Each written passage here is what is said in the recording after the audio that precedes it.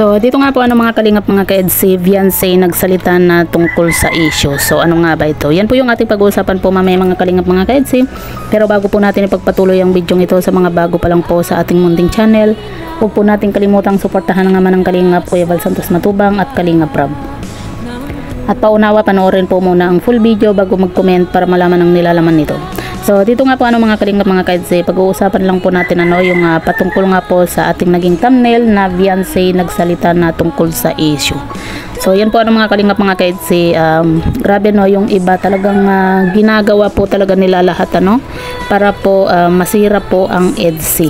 At kung mapapansin nyo po mga kalingap mga ka-EDC, para po sa akin to sa napapansin ko po, sa tuwing napakataas po ng views po ng EDC, lagi pong may mga lumalabas po na issue nga po yun bang wala silang makitang magawa na issue patungkol po dito kay Viancy, pero ang ginagawaan naman po nila at sinisilip po nila yung kay Kalingap Edu.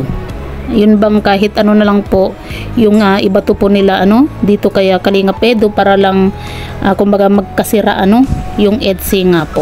Pero sabi nga po mga kalingap mga ka-EDC, kung talagang solid supporter po tayo ng tambalang EDC, kumbaga wag po tayong basta-basta po maniniwala sa mga ibang issue na gusto lang pong sirain po yung tambalang EDC. Kasi noon pa man po talagang ginagawaan na po nila ng issue nga po itong si Kalingap Edu para lang po masira yung kanilang tambalan.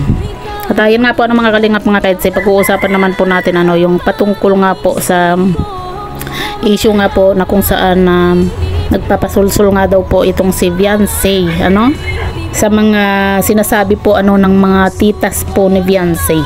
Para sa akin po, sa tagal na rin po nating sinubaybayan itong si Viancy, sa tingin nyo magpapasulsul po itong si Viancy? Di ba lagi nga po niyang sinasabi na kumbaga nagpapasalamat po siya dito kay Kalingap Edu, kasi kung hindi po dahil kay Kalingap Edu, wala po siya ngayon sa kanyang kinakatayuan. At saka sino ba ang nagpasikat sa tambalang EDC? 'Di ba? Silang dalawa ni Kalingap Edu. Talagang laging nandiyan po. Kaya talagang malaki po yung naiambag po ni Kalingap Edu. Kaya natin nakilala ng kumbaga kaya naging sikat po itong si Viancy. Kasi sa tingin nyo mga kalingap mga ka-EDC, kung iba po yung naging love team po ni Viancy, sa tingin nyo magiging sikat itong si Viancy? Kumbaga magkiklik yung kanilang love team, di ba?